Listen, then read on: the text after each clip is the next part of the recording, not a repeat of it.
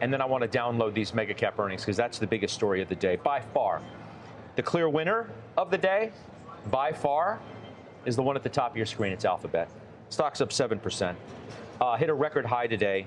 That's worth noting. Jimmy, I'll go to you. Cloud revenue surging. The CapEx number increased. The whole conversation going into these prints, if you're going to raise the spend, you better have the revenue growth to justify it, okay? That's exactly right. They do.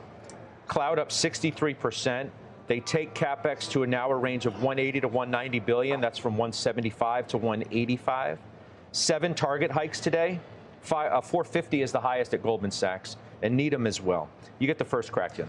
Well, and also the backlog up 50%. And for, everybody who's building these data centers, the idea is that these are profitable every increment that you bring on. I mean, I can remember roughly a year ago talking about artificial intelligence and people asking, is it a bubble? And what many of us on the show were saying at the time is it's not a bubble because every increment of compute is profitable.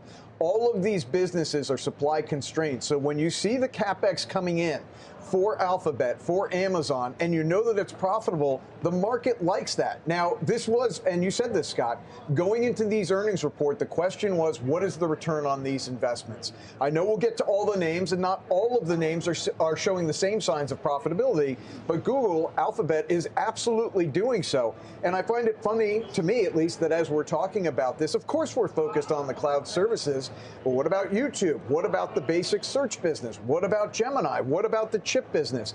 This particular company has so many shots on goal. I think it's a must-own right now. I don't think you get enough credit. Last summer, I was in the camp that if Google didn't execute, AI absolutely could start to eat search, and that this would be probably one of the companies that was most at risk. And I think they felt that internally, but they did the things that they needed to do to turn things around to the point where now they are the threat. Gemini is the threat to everyone else in the AI ecosystem that can't seem to keep up. That backlog that you mentioned, $467 billion, over half being recognized in the next 2 years. To your point, if you're a shareholder here and you see the run up in this stock, the thing that gives you confidence to stay with it is the fact that that backlog is going to turn into earnings per share. And you don't have to wait some mystical period of time in order to see that.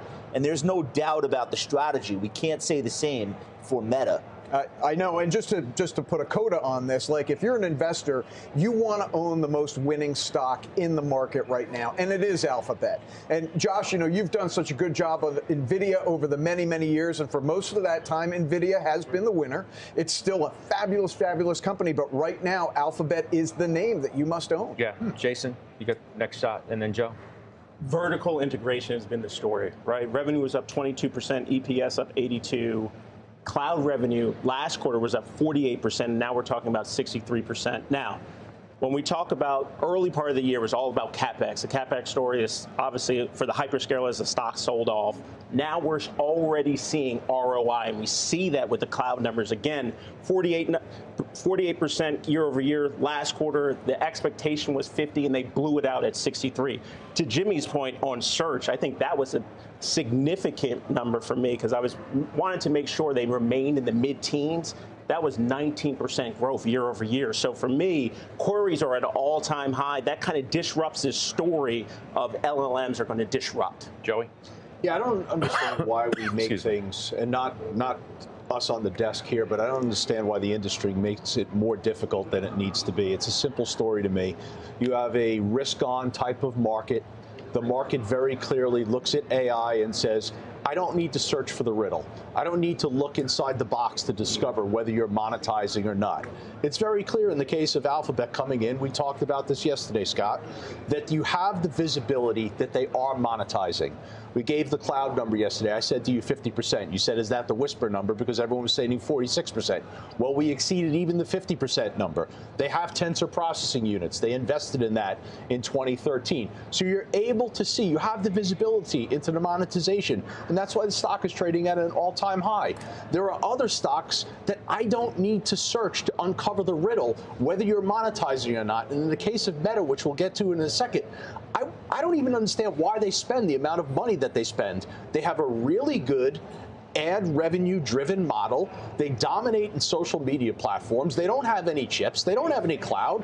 Why are they spending all the money that they're actually spending? Can we they just don't also need to. say that, you know, Sundar Pichai of the group of CEOs may very well be the most understated CEO in the group. He is Very accurate. not I don't mean this in a negative way relative to the others, but he's not a self-promoter. He doesn't do that much publicly, but he's killing it. He executes. You will not see him signing anyone's bra. Crushing it. I think we can safely say that that's probably not You gonna don't happen. hear from him all that often, but the stock price has done the talking. Okay? Gemini 3 and that rollout, which knocked a lot of people's socks off, has done the talking. So that is our declared clear winner. What we're declaring our clear loser today is Meta. Take a look at that stock. So they raised the stock's down 9%, okay? They raised their CapEx. It just continues to put more pressure on their free cash flow, and the dent, if you want to call it that, in all of these companies' free cash flow has been a pressure point at times, maybe still is to some degree, but the street seems willing to accept it from some more than others. Their sales are up 33% from a year ago. It's the strongest period of expansion since 2021. They updated their CapEx as well, so they raised their CapEx, but if you're putting too much pressure on free cash flow for the investing community to be able to understand and comprehend accurately enough, you have a downgrade like JP Morgan today to neutral from overweight, target to 725 from 825. Steve Weiss joins us via Zoom. As nobody on this desk today owns this name, but plenty in our orbit do. Weiss, where are you looking? We're over here. So, there you are, Scott. So I was looking now at you can Ned's join stock. us. I'm not sure what planet you were coming back in off of, but we're right here. So you bought more Meta this morning. So are you undeterred by what you got in those results and this 9% decline in this market today? I don't strive to own the worst performing stock, on any day in any market, but that's what I've got. But as I look at the quarter's phenomenal. And if they didn't announce the addition of CapEx, I think you'd see it trading up 10% instead of down 10%, because every point was a great point. The growth, we haven't seen this kind of consistent growth, mid-20s, in a long time. And it wasn't completely off the table, as we know from prior quarters, that they would raise their CapEx. But there you go. There they did, and they announced a bond offering also today for $60 billion. See, so let me suggest real quick why, look, right. As I mentioned, some of the others have raised their CapEx too, but yeah. I don't feel like, and I'm throwing this out for you to react to, I don't feel like the street necessarily trusts Meta spending as it relates to what the others are doing.